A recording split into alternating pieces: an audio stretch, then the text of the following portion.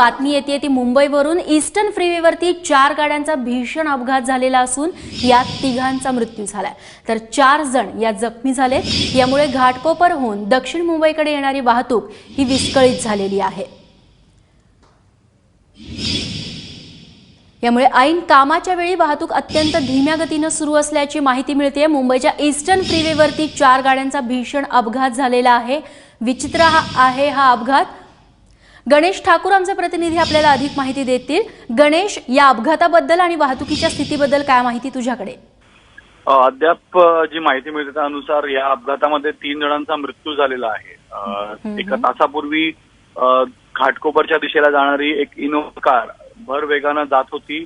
त्या ड्रायव्हरला गाडी कंट्रोल नाही झाली आणि गाडी जी आहे ती दुसऱ्या कडेला म्हणजे जो दुसरा साऊथ बाउंड रोड आहे, सीएसटी ला जाणारा जो रोड आहे तिथं थेट गेली आणि तिथं येणारी एका टॅक्सीवरती गाडी जाऊन आपटली आणि यामध्ये दोन्ही गाड्यांची भरपूर नुकसान झालेलं आहे।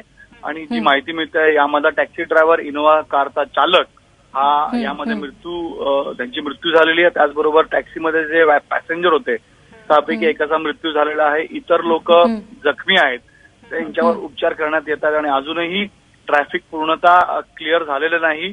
स्लो मुव्हिंग ट्रॅफिक आहे। पोलिसांनी ज्या या 2 गाड्या आहेत त्या 2 गाड्यांना रस्त्याच्या कडेला आणलेलं आहे। त्याचबरोबर या अपघातामुळे ज्या मागच्या गाड्या होत्या त्यांनाही नुकसान झालेलं आहे। त्यामध्येही काही लोकांना दुखापत थोडी झालेली आहे। मुंबई पोलिसांचं म्हणणं आहे की या गाड्यांमध्ये अजूनही जे हा गाडीचा चालक असो किंवा टॅक्सी ड्रायव्हर असो अजूनही आत आहे, कारण गाडी अत्यंत वाईट स्थितीमध्ये आहे। पूर्ण त्याचा चेंगरा झालेला आहे। त्यांना बाहेर काढण्यात पोलिसांना जे कटर आहे कटरचा वापर करावा लागतो, म्हणूनच थोडा वेळ तिथे लागत आहे। पण पोलिसांनी या गाड्यांना साईडला केलंय आणि त्यांना बाहेर काढण्याचं काम सुरू आहे।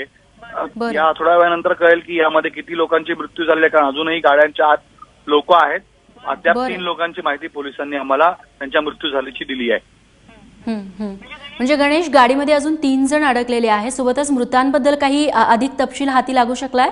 अद्याप नाही, कारण ट्रॅफिक मुवमेंट सुरळीत करणं, गाड्यांना बाजूला करणं आणि या गाड्यांमध्ये जे लोक आहेत त्यांना बाहेर काढणं, जे फर्स्ट एड आहे त्याच्यावर त्यांचा अद्याप भर आहे। ते काम अद्याप सुरू आहे। पण 3 जणांची मृत्यू ही मुंबई पोलिसांनी आम्हाला कन्फर्म केली आहे आणि पुढील चौकशी किंवा पुढील माहिती ज्या गाड्यातील जे लोक आहेत त्यांना बाहेर काढल्यानंतर स्पष्ट होईल। निश्चित गणेश, धन्यवाद तू दिलेल्या तपशिलांबद्दल। आणि ट्रॅफिक अपडेट्स देण्यासाठी भारती सहस्त्रबुद्धे आमच्या प्रतिनिधी आता आपल्यासोबत आहेत। भारती, ईस्टर्न फ्रीवेवरती हा अपघात झालेला आहे, त्याचा वाहतुकीवरती परिणाम झालेला कुठे कुठे बघायला मिळतोय?